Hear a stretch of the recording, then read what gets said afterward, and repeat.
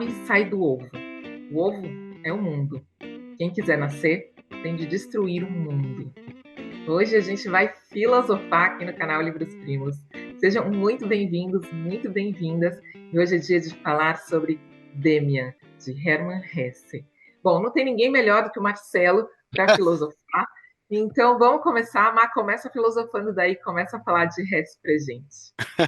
Legal, gostei. Bom, vamos falar do Demian, então, que é um livro de 1919 do Hermann Hesse.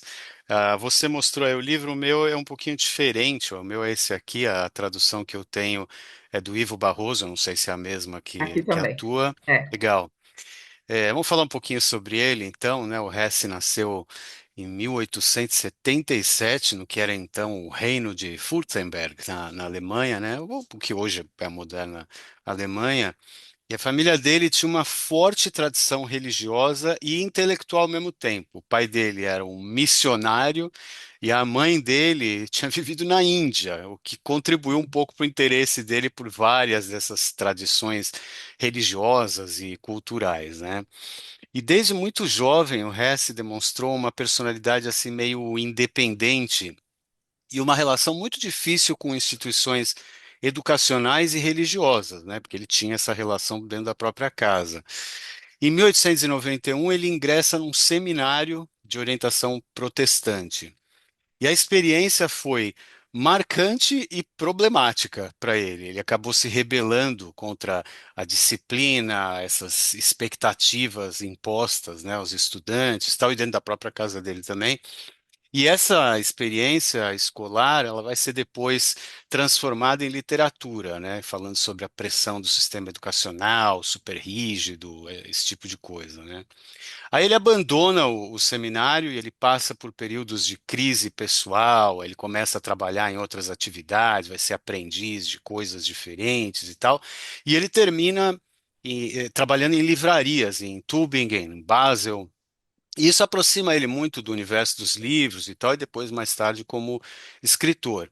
E aí ele começa a carreira de escrever e tal, principalmente como poeta. Ele lança um primeiro livro de poemas, chama Canções Românticas, que foi publicado em 1899. Aí, em 1904, ele publica um primeiro grande romance, o Peter Kamesin, que alcança um certo sucesso, assim, o suficiente para permitir que ele já pudesse se sustentar como escritor profissional e ele deixa de fazer essas outras atividades. Algumas das principais obras dele são o Demian, que a gente vai falar hoje, o Siddhartha, que talvez seja a obra mais conhecida sobre espiritualidade oriental, veio em 1922. Depois tem o Lobo na Estepe, que é uma obra super conhecida dele, é o romance mais explicitamente existencial dele, a gente vai falar um pouco sobre esse existencialismo. Depois tem o Narciso e Goldmund em 30, que é um pouco sobre essa oposição entre o mundo intelectual, sensorial, a disciplina versus a sensualidade, esse tipo de coisa, né? E ele tem outras obras mais tarde, o Jogo das Cartas de Vidro, que vem bem mais tarde, 1943. Do ponto de vista assim pessoal, na vida pessoal dele, foi marcado por um monte de crises, mudanças geográficas, de relacionamentos complexos, períodos de muito sofrimento psicológico, até que em 1912 ele muda de vez para a Suíça, e aí durante a Primeira Guerra Mundial ele se posiciona criticamente a esse nacionalismo que dominava grande parte lá da sociedade na Alemanha. Aí a guerra, as dificuldades familiares contribuem assim um pouco para essa aprofundar essa crise pessoal pela qual ele passava.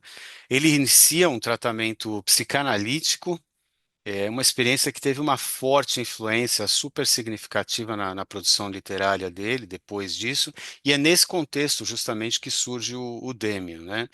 Ele se casou 3 vezes, teve 3 filhos, viveu períodos de grande dificuldade nesse âmbito aí familiar, muita instabilidade nos relacionamentos, essas crises aí que eu mencionei. E isso ajudou para ele construir também personagens que frequentemente experimentam algumas dessas coisas: solidão, separação, perda, busca de identidade e tal. E ele também desenvolveu uma importante atividade como pintor, assim como aquarelista, a parte dessa escrita, né, do movimento da literatura dele. Ele ajudou muita gente também em período de guerra a publicar autores que eram proibidos, autores judeus, inclusive, que eram proibidos e tudo mais. Do ponto de vista de prêmios literários, ele recebeu tanto o Goethe quanto o Nobel de Literatura em 46. E apesar de ele ter sido criado em um ambiente protestante, né, que foi o que ele viveu a vida toda, ele teve muita influência do Oriente, por meio de budismo, taoísmo, hinduísmo, além de outras figuras marcantes que a gente vai falar aqui, como Nietzsche, o Jung, o Dostoiévski. E ele morreu em 1962, na Suíça, onde ele virou cidadão aos 85 anos. E acho que isso já está de bom tamanho para a gente começar a falar da obra em si, porque já tem pelo menos um contexto aqui para a gente mergulhar. Então vamos falar um pouco de Demian, Dan. Bom, o nosso protagonista aqui é Emil Sinclair, que é um pseudônimo de Hesse, né? E aí ele começa contando sobre a infância e a bolha em que ele vivia, no conforto ali de um lar que os pais davam para ele ótimas condições de vida, né? Então eles tinham boas condições financeiras, ele estava ali protegido por aquelas promessas de cuidado da religião, né? Amparado ali pela religião. E ali na casa dos pais, ele só conhecia o mundo ideal. Então, ele estava num lugar seguro, moralmente organizado, em que a família tira dele tudo que é ameaçador, e aí, até o momento que ele entende, né, que da porta para fora existe um mundo diferente, né, que tem o pecado, a violência, a culpa, o sexo, né, e outras coisas que ele vai ter de descobrir. E pior do que isso, né, para ele, não é só da porta para fora, né, ele vai começar a entender que dentro dele mesmo existem esses sentimentos e essas coisas que a gente, né, tenta reprimir para pertencer a um mundo perfeito. Mas aí tudo começa a mudar mesmo na vida dele quando ele está entre colegas e aí ele decide contar uma mentirinha ali, uma mentira muito à toa para pertencer àquela turma. Então ele inventa uma história boba ali de um roubo de maçãs em um vizinho e aí ele acaba se tornando vítima de um colega muito cruel, o Cromer, que começa a ameaçá-lo. Então ele vai chantageá-lo, assim, senão eu vou contar a sua história, né? Então ele começa a chantagear o Sinclair e aí ele passa a viver com muito medo, né? Então ele começa a enxergar uma realidade que não existia ali naquele ambiente protegidinho da casa dos pais. E aí nasce a culpa, e aí isso vai corroendo esse menino, vai destruindo aquela fase da infância, da inocência, e ele vai inaugurando uma nova fase de consciência mesmo da vida, né? E nesse contexto ele conhece Demian, né, Max Demian, que vai acabar libertando o Sinclair desse rapaz opressor aí, né? Então ele vai dar um jeito nesse Cromer, vai dar um jeito do Cromer sair do pé do Sinclair, mas também vai acabar desestabilizando o Sinclair de alguma maneira, porque a partir dessa amizade ele vai passar a refletir sobre questões que nunca tinham passado pela cabeça dele, né? Então, questões existenciais, as dualidades da vida. Então, ele vai começar a querer pensar por conta própria. E aí, nessa jornada de autoconhecimento, né, o Demian tem um papel de guia. Ele não vai trazer respostas prontas para o Sinclair, muito pelo contrário, né, ele vai encher a cabeça do Sinclair de dúvidas e questionamentos profundos e tal, mas ele vai direcionar o Sinclair para que o Sinclair busque o próprio caminho. Eu acho que um dos starts assim para essa virada de chave na cabeça dele, né, é uma aula que ele tem sobre uma aula de Bíblia que ele tem sobre a história de Caim e Abel. Então, o Demian vai fazer ele reinterpretar aquela história, né, apresentando um novo jeito de olhar para aquilo, né? Então, questionando aquela ideia de que Caim era simplesmente um homem mau e condenado. Então, Uhum. ele questiona, e se aquele sinal, né, aquela marca de Caim, não fosse só uma punição, mas fosse um sinal que o distingue, né, que mostra que ele é um homem diferente, que ele tem a coragem de não pensar como os outros, né? E essa passagem aqui não fala sobre defender o crime, não é isso, mas vai desfocar, vai deslocar o foco, provocando o Sinclair a pensar, né, se o problema às vezes não está em você, mas nos outros, e no que os outros sentem diante de alguém que pensa diferente, que não se Uhum. submete às convenções sociais, é mais por aí. E aí o livro vai nos levando ali, a gente acompanha diversas fases da vida do Sinclair, então a saída dele de casa para estudar, as descobertas de sexualidade, ele vai se afundar na bebida, ele vai ter várias fases, e a gente vai vendo que ele vai amadurecendo, e não vai amadurecendo por acúmulo de experiências, certezas, não, é pelas perdas, pelas rupturas, pelos questionamentos sem resposta, enfim. E no meio dessa jornada também a gente vai tendo contato com personagens muito importantes dessa obra, como a Beatrice, que vai ser uma paixão idealizada por ele, o Pistorius, que vai ensinar a ele a olhar para os sonhos, a olhar para as manifestações do inconsciente, e a Eva, que vai reunir ali uns arquétipos de mãe, de amante, de figura espiritual, enfim.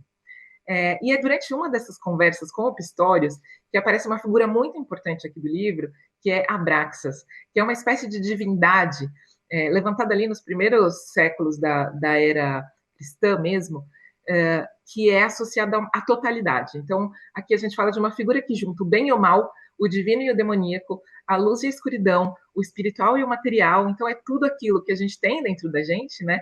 E é tudo junto. Então, o resto ele vai trabalhar ali uma visão de que você não pode rejeitar e reprimir desejos, impulsos, ou o que é visto como mal, né? Você não pode simplesmente negar uma parte da sua personalidade porque não se encaixa no quesito moral. Então, você não precisa anular uma parte sua para ser totalmente bom, até porque ninguém é totalmente Uhum. bom e você nunca vai ser bom por inteiro. Então, você precisa entrar em contato com aquilo, reconhecer aquilo e aceitar que aquilo faz parte do ser humano. Então, isso amarra muito essa narrativa, né? O Sinclair começa o livro ali acreditando em dois mundos opostos, completamente separados, e aí esses mentores vão mostrar que essa separação é limitada, né? Que uma parte não exclui a outra, e aí Sinclair vai passar a procurar a sua verdade, em vez de seguir o rebanho, digamos assim. E aí uma das frases mais emblemáticas, essa que a gente falou agora no comecinho do vídeo, que é a ave sai do ovo, o ovo é um mundo, quem quiser nascer tem de destruir um mundo. Então, aqui a gente fala sobre liberdade, né? A liberdade que o autoconhecimento traz, né? Então, ser livre, sair do ovo, né? E o ovo aqui também é uma proteção, mas também é uma prisão. Então, sair dali exige muita coragem, né? Questionamentos, autoconhecimento, conflitos contra as expectativas sociais. Então, Sinclair precisa destruir o mundo, né? Que ele conhecia, o mundo que ele percebia, para chegar ao desconhecido e se conhecer de verdade. Bom, eu filosofei aqui, não é minha praia, então, Marcos, eu deixo para você, filosofa daí. Não, eu gostei dessa tua forma de relatar um livro muito difícil de se resumir ou mesmo de apresentar, né? Não é um livro simples assim. Ele é simples de ler até, e é muito É, gostoso de ler também, mas ele guarda muitas ideias complexas, né? Diferentes e tal. É, e é interessante isso que você falou aí, porque ele é tão simbólico, o livro, ele é cheio de uma simbologia é, e muito de autobiografia, né? Inclusive quando foi lançado, chegou a ser assinado, né? Primeiramente como Emile Sinclair, como se fosse o pseudônimo do próprio Hesse, né? Para um pouco para esconder, evitar as comparações com ele e tudo mais, né? E isso que você contou, todos esses símbolos do ovo aí de deuses e todas essas coisas, tem forte influência da psicologia do Jung, da filosofia do Nietzsche.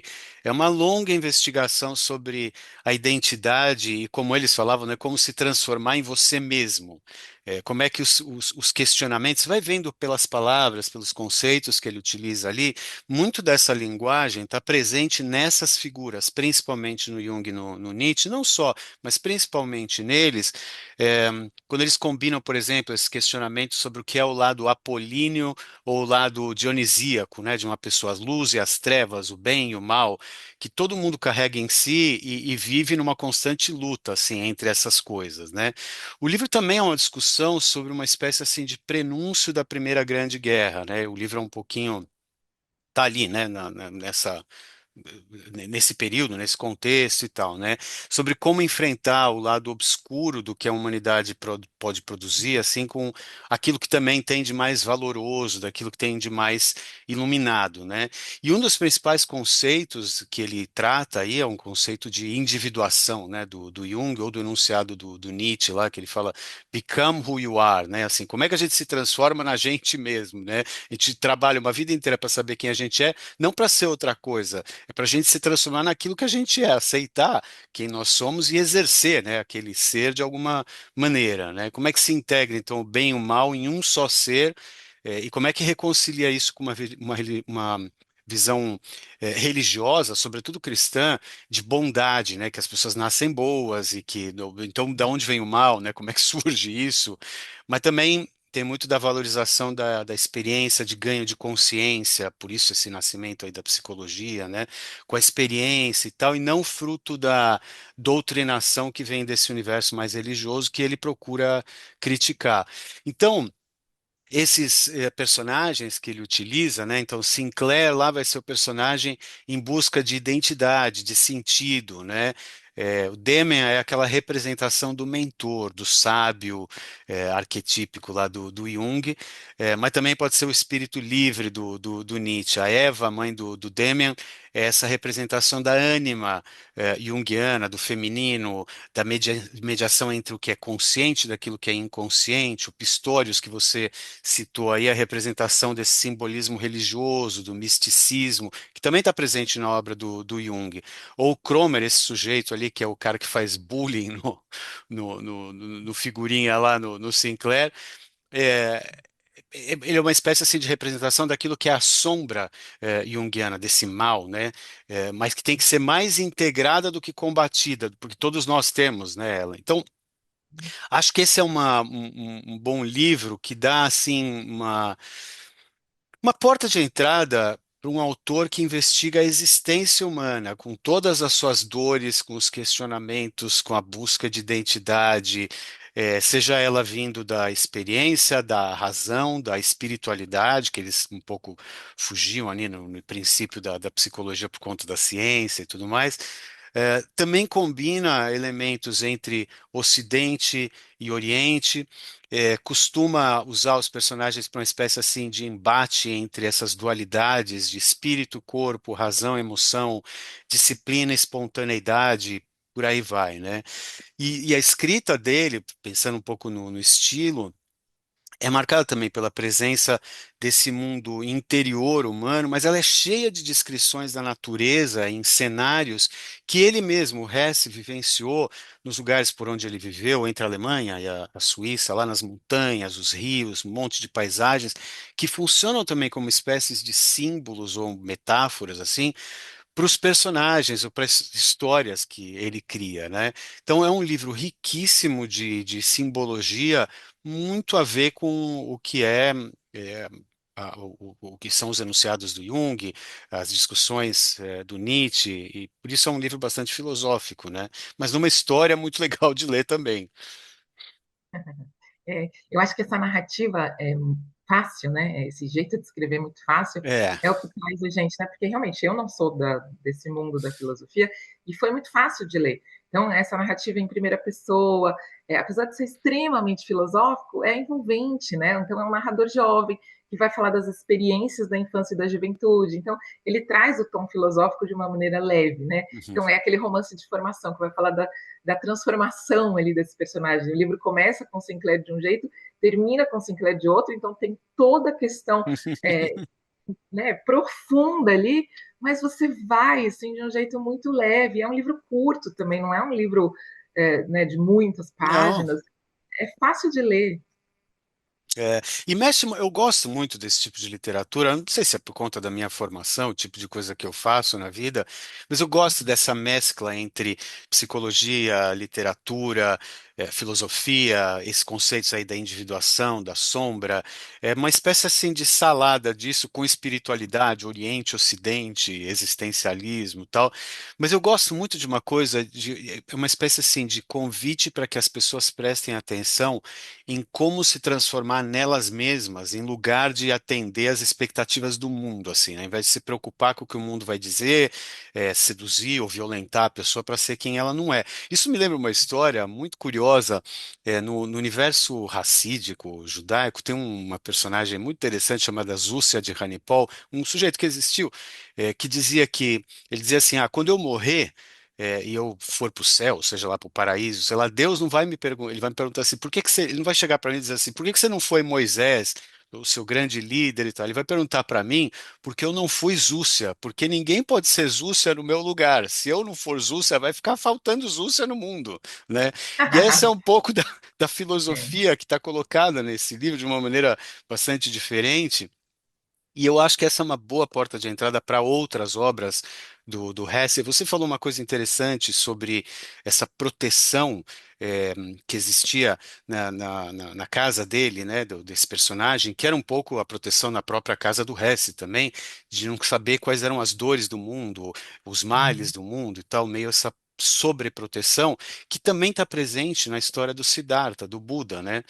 no reconto também dessa história. Então, isso permeia a obra do Hesse e em outros livros também. Os livros dele são fantásticos, são altamente recomendáveis.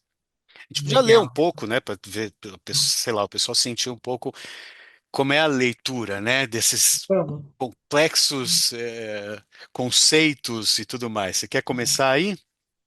Eu quero começar porque eu separei um trechinho bem no começo mesmo, Hum, porque eu quero mostrar como é simples, como é bem simples e gostoso de ler e profundo ao mesmo tempo, né?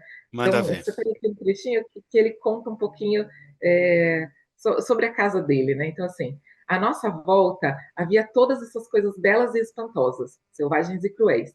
Na rua ao lado, no interior, na casa vizinha, policiais perseguiam ladrões, homens embriagados batiam em suas esposas, grupos de moças saíam das fábricas ao anoitecer, havia velhas que enfeitiçavam as pessoas ou lhes causavam doenças. No bosque se ocultava um bando de salteadores. Os guardas florestais perseguiam ladrões e incendiários. Enfim, por todo lado brotava e fluía esse outro mundo impetuoso. Né? Em todo lado, menos em nossos aposentos. Ali onde estava o meu pai e a minha mãe. Isso era magnífico. Era maravilhoso que entre nós houvesse paz, ordem, repouso, deveres cumpridos, consciência tranquila, perdão e amor. Mas era admirável que existisse aquilo, tudo mais, o estrepitoso e o agudo e sombrio e violento de que se podia escapar sempre com um salto ao regaço maternal. Então é nesse comecinho ainda que ele entende que existe um outro mundo, mas que é ali da porta para fora, porque ali dentro de casa ele está absolutamente protegido, né? Exatamente. Que é um Falso. pouco do palácio, né, do Buda lá, quando ele sai do palácio e descobre os males, né, o sofrimento do mundo e tudo mais. Não tem como É, né? proteger, né? A vida te pega de algum jeito. Exato. Isso é um pouco também a metáfora do que é crescer, amadurecer, né? Não tem Sim, como você sobreproteger ninguém, porque a vida vai te encontrar de alguma forma, né? sim. É, deixa eu ler aqui, são dois trechinhos que eu separei, eles não estão Claro. juntos, eu estou juntando porque eu acho que eles têm uma relação, embora eles estejam em páginas muito diferentes. Um está logo no comecinho, na página 16, sobre essa singularidade, assim, nessa coisa única que cada um de nós tem. Ele fala assim: mas cada homem não é apenas ele mesmo, é também um ponto único, singularíssimo, sempre importante e peculiar, no qual os fenômenos do mundo se cruzam daquela forma uma só vez e nunca mais. Ai, Assim, a sim, história separei. de cada homem é essencial, eterna e divina, e cada homem, ao viver em alguma parte e cumprir os ditames da natureza, é algo maravilhoso e digno de toda a atenção. Em cada um dos seres humanos, o espírito adquiriu forma, em cada um deles, a criatura padece, em cada qual é crucificado um redentor. Lá na frente, no 83, sobre a mesma coisa, mas na voz de um dos personagens, ele fala assim: falamos em demasia. Disse ele com gravidade desacostumada. As palavras engenhosas não têm qualquer valor, absolutamente nenhum, só conseguem afastar-nos de nós mesmos. E afastar-se de si mesmo é um pecado. É preciso que se saiba encerrar-se em si mesmo como a tartaruga, que é como é que você se protege para não deixar que os outros te digam como você deveria ser, como é que deveria ser a É, sua vida, como é que você deveria se comportar, que expectativas recaem sobre você e tal. Então, o jeito de se proteger é que nem a tartaruga, vai para dentro da casinha a cabecinha ali. É, e seja você mesmo, né? E está permeado o livro dessas coisas, que são simples de ler e tal, mas guardam é, ensinamentos profundos, assim, conceitos interessantes que estão presentes na psicologia, na filosofia, em outras áreas do conhecimento. E sobre isso que você falou antes, sobre essa coisa da convivência, né, entre o bem e o mal, essas coisas, né, e essa luta dele contra a doutrinação, principalmente contra é, a- o cristianismo e tal, o protestantismo, né, no qual ele vivia, ele fala assim na página 79. Mas houve-me ainda um momento. Esse é um dos pontos em que se vê mais claramente os defeitos da religião. Esse Deus da antiga e da nova aliança é, antes de tudo, uma figura extraordinária, mas não o que realmente deveria ser. Representa o bom, o nobre, o paternal, o belo e também o elevado e o sentimental. Está bem. Mas o mundo se compõe também de outras coisas. E todas essas coisas são simplesmente atribuídas ao diabo. Toda essa parte do mundo, toda essa outra metade é encoberta e silenciada. Glorifica-se a Deus como o Pai de toda a vida, ao mesmo tempo em que se oculta e se silencia a vida sexual, fonte e substrato da própria vida, declarando-a pecado e obra do demônio.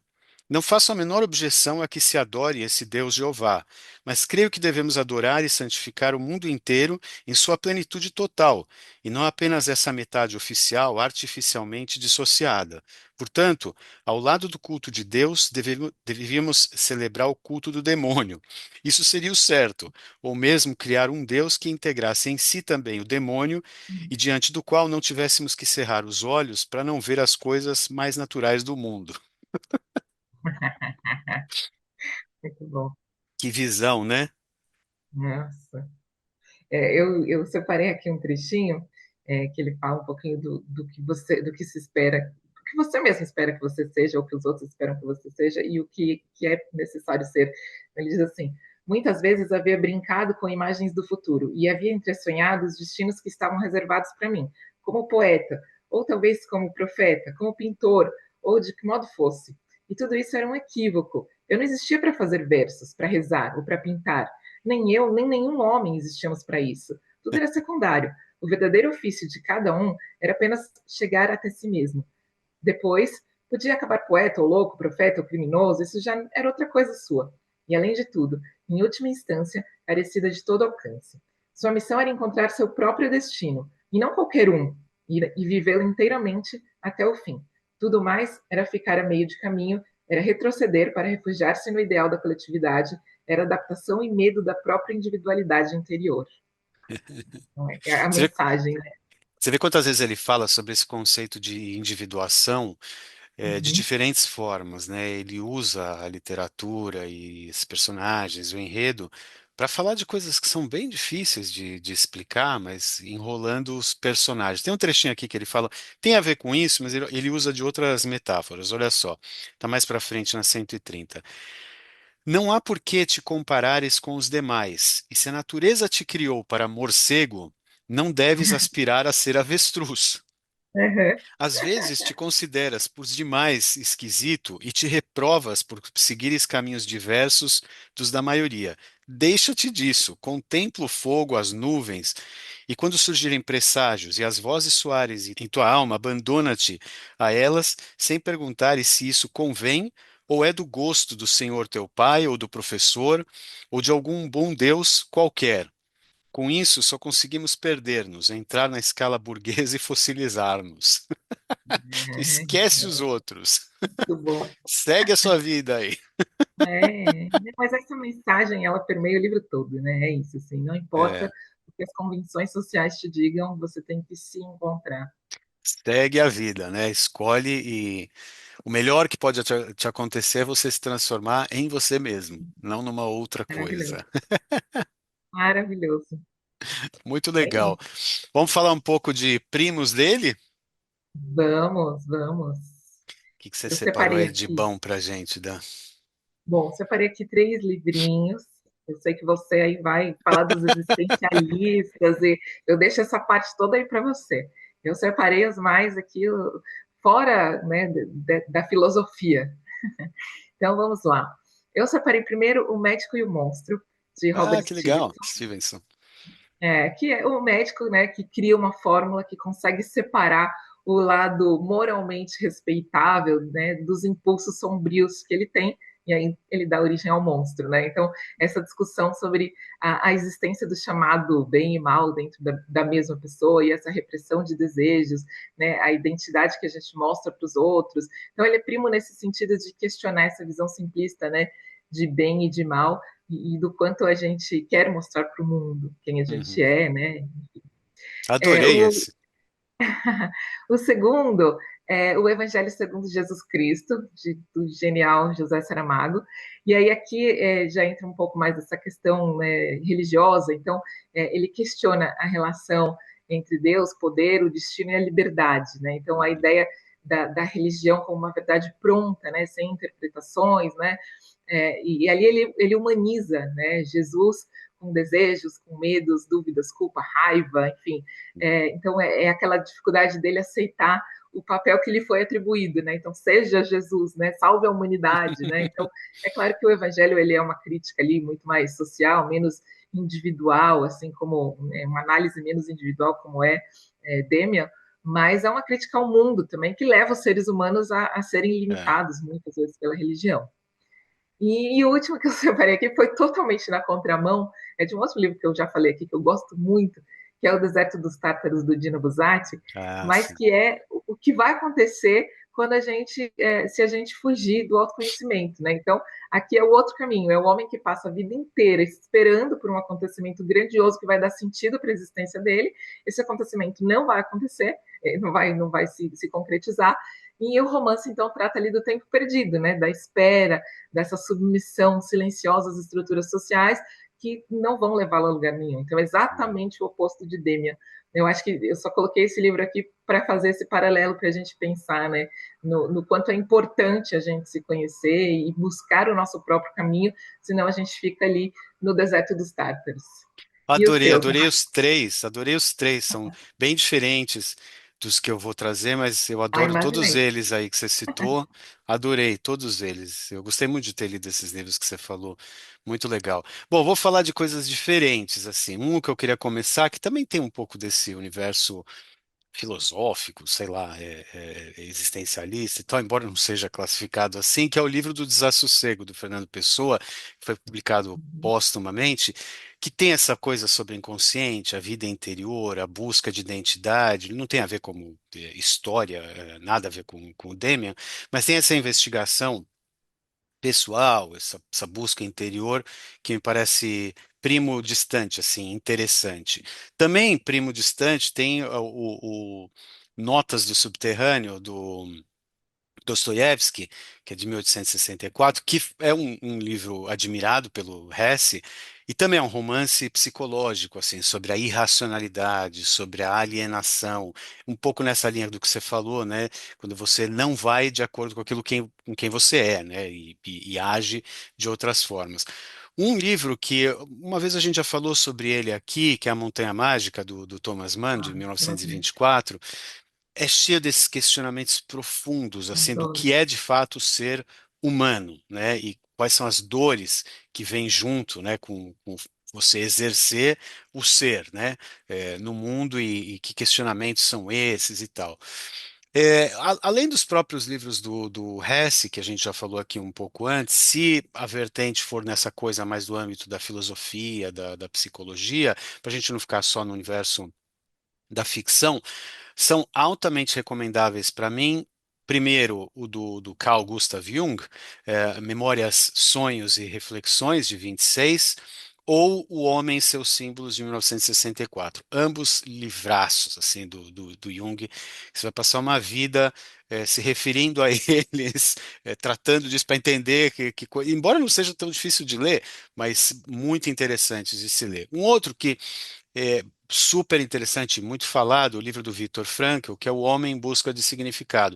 Ele tem tudo a ver com essa pegada aí do Hess, de dar um propósito para a vida, né? De como é que alguém se mantém em pé, no caso dele lá, campos de concentração e coisas do gênero, né? Como é que alguém se apega à vida porque tem um significado, porque encontra um propósito para a vida, né?